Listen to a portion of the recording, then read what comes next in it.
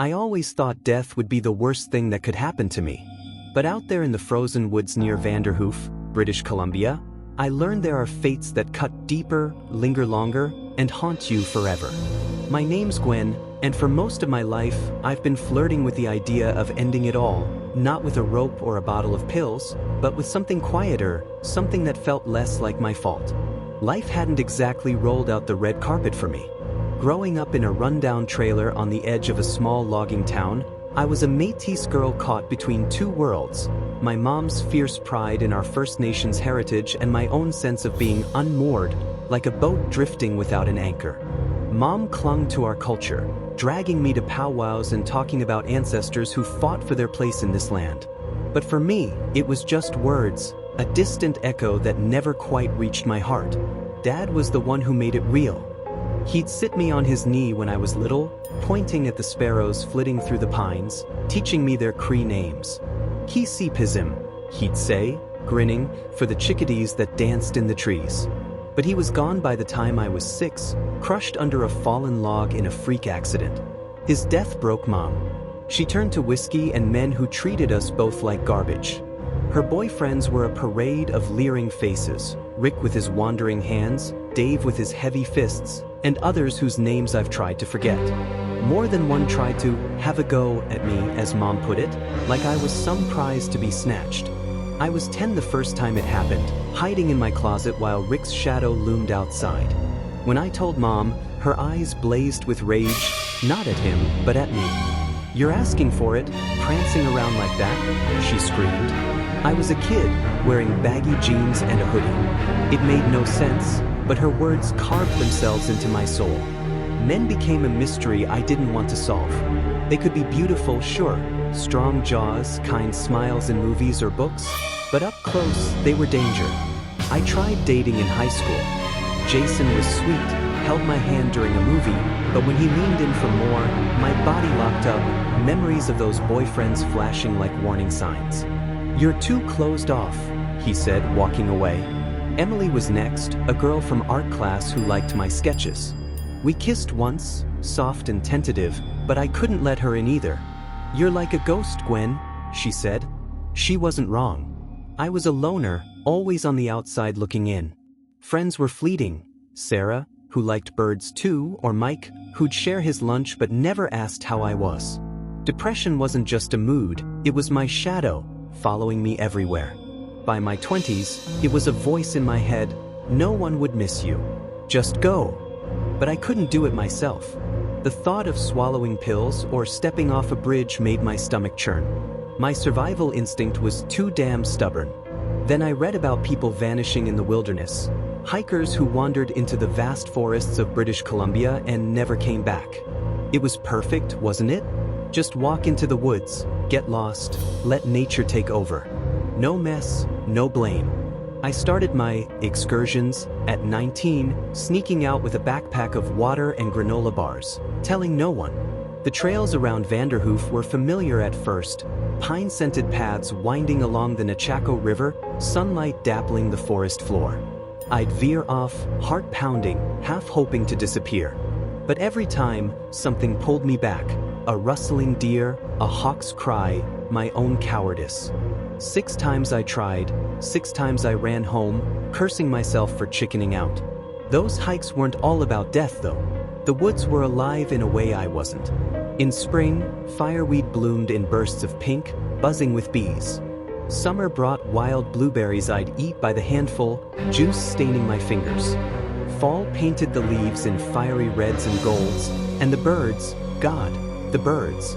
Sparrows darted like tiny comets, chickadees sang their cheerful dee-dee, and once, I saw a varied thrush, its orange breast glowing like a sunset. Those moments chipped away at the darkness inside me. By the end of each walk, I'd feel lighter, like the forest had absorbed some of my pain. I started to think maybe I wasn't trying to die anymore. Maybe I was just trying to breathe. Then came October. Snow blanketed the woods, turning familiar trails into a white maze. I wasn't prepared. Jeans, cheap sneakers, a thin jacket. No map, no compass. I called it autopilot, these walks that had become my therapy. That day, I left after another fight with Mom. Her latest boyfriend had stormed out, and she turned her venom on me. "You ruin everything," she'd hissed. I grabbed my backpack and bolted, the cold air stinging my face. The forest was quiet, snow muffling every sound except the crunch of my steps. I wandered deeper, chasing the flicker of a chickadee's wings, my breath puffing in clouds. Hours blurred together, and suddenly, I was nowhere I recognized. I stepped between two twisted pines, their branches clawing at the sky, and turned around.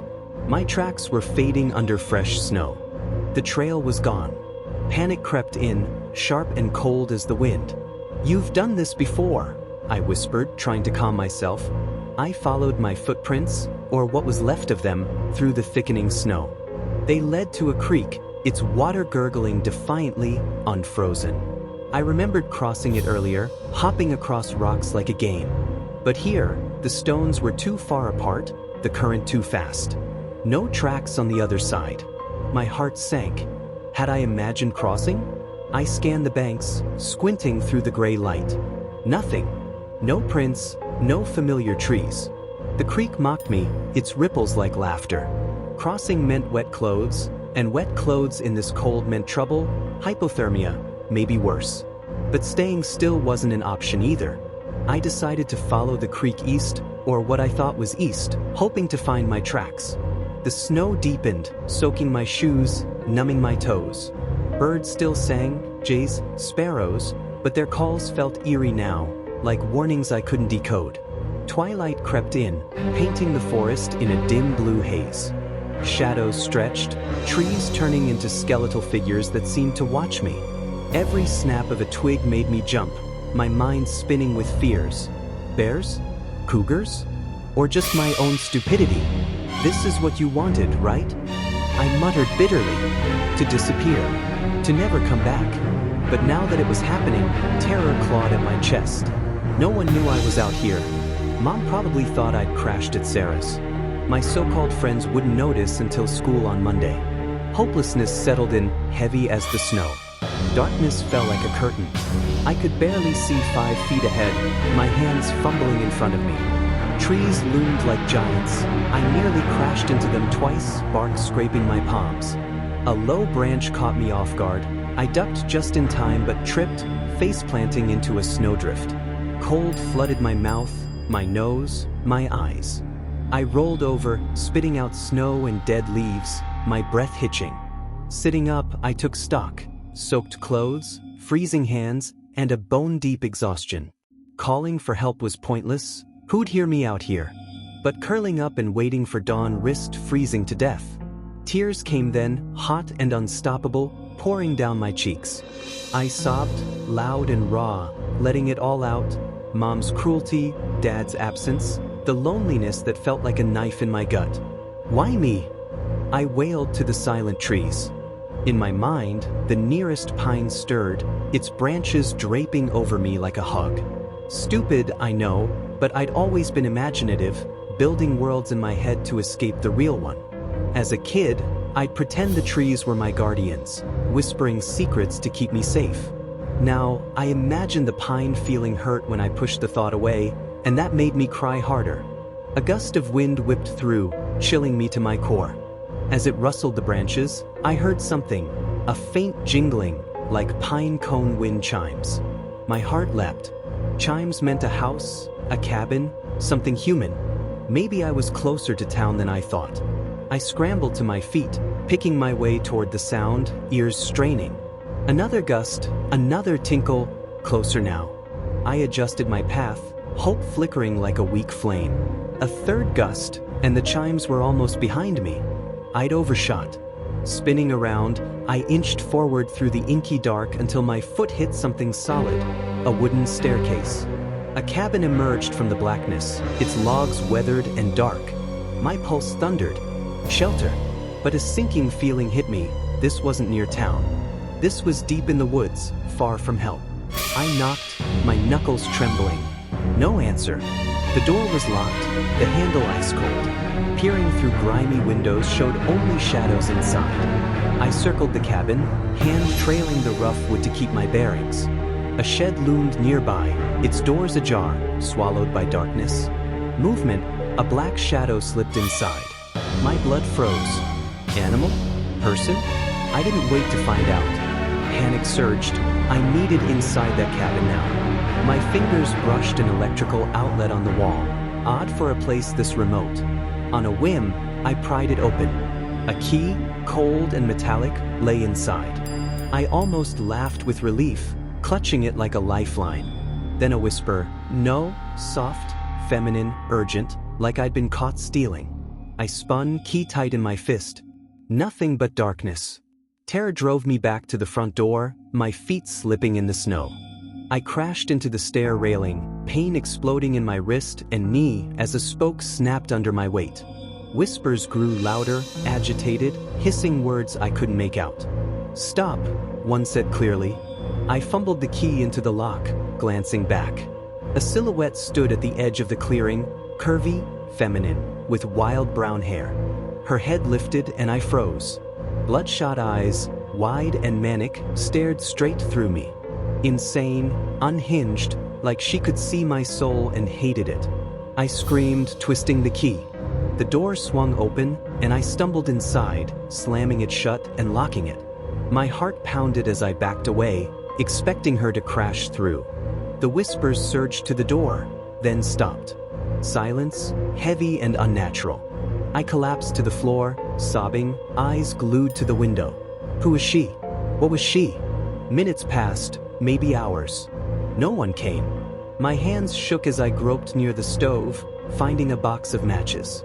I lit one, the tiny flame a beacon of warmth and sanity. It burned out too fast. I lit another, scanning the room. A lantern hung on the wall, electric, thank God. Its pale glow revealed a small, modern cabin. Couch, bed, stove, a loft above. Cozy, but eerie in its emptiness. I started a fire with bundled wood, the crackle soothing my nerves. A pantry held miracles, a heavy man's coat, water bottles, a kettle, coffee, and a bag of cheese puffs. Hunger hit like a freight train. I tore into the bag, stuffing my face, the salty crunch grounding me. I slipped on the coat, its warmth like a hug, and brewed coffee, the bitter aroma chasing away the chill. For a moment, I felt safe, almost forgetting the whisper outside. Then, a bang on the door. I jumped, spilling hot coffee down my front. I'm lost. I shouted, voice cracking. I just need to stay till morning. I'm sorry. A whisper hissed back, leave. Another bang, louder. I can't, it's too dark. Silence, then the shuffle of feet moving away. I exhaled, trembling, staring at the door. Exhaustion clawed at me, but I couldn't relax. The loft promised a bed, maybe a blanket. I climbed the ladder, lantern in hand, praying for rest. A mattress waited, with a pillow and blanket, perfect. But movement in the corner stopped me cold. I raised the light, heart in my throat. A woman, blonde, in tattered underwear, shivering with her back to me. Hey, I called softly, it's okay. I'm just lost. She turned and I screamed. Her eyes were bloodshot, manic, like the whispers.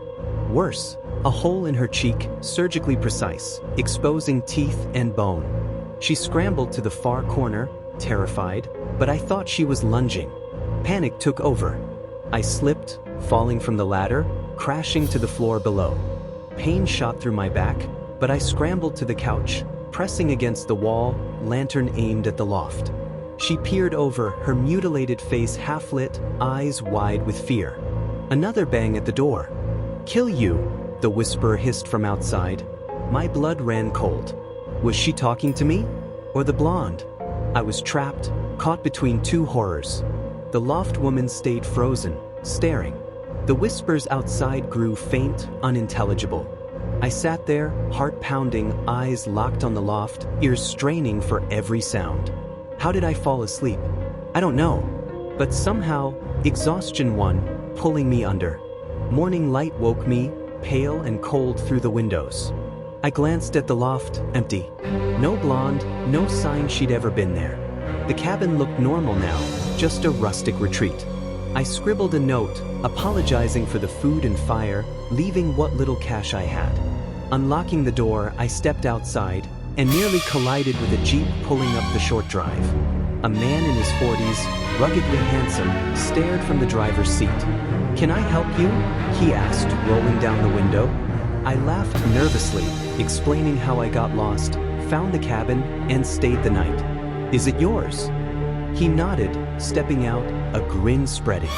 Must have been a hairy night with those crazy women crawling around. My stomach dropped. How did he know? He moved closer, 1 foot on the stairs.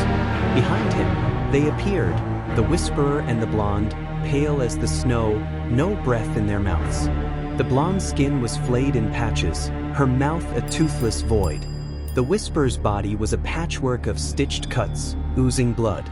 They shook their heads, eyes wide with sorrow. His eyes changed, dark, predatory, like a shark's. "The couch comfy?" he asked, voice oily. Terror surged. He grabbed my wrist, yanking me toward the shed. I screamed, clawing at him. He punched my head, stars exploding in my vision. Dragging me to the shed, he cooed, "Good girl." Inside, knives on the walls, chains dangling. My heart screamed. This was it. Our CMP. Let her go. A voice cut through. A mouth stood by the cabin, pistol raised. He was beautiful, not just in looks but in his presence, like hope given form. The man yanked my hair. 2 shots rang out. He crumpled, dead. I scrambled free, shaking. Kyle cuffed the body, then turned to me, concern in his eyes. "You okay?" I nodded, dazed, explaining everything. The hikes, the ghosts, the terror. He listened, not judging, though my story sounded insane. Kyle's unit was investigating disappearances. Locals mentioned my walks. Mom admitted I hadn't come home. He'd spotted a half-naked woman on the access road, the whisperer, and followed the drive, finding me instead. They found remains in the shed, old and grim. The man, Hartle, was a killer, and I'd stumbled into his lair. The ghosts? I think they tried to warn me, to save me. Years later, married to Kyle, I still see Hartell's smirk in my nightmares, like he knew they were there, watching. Death isn't the worst fate. Sometimes, it's the living who haunt you.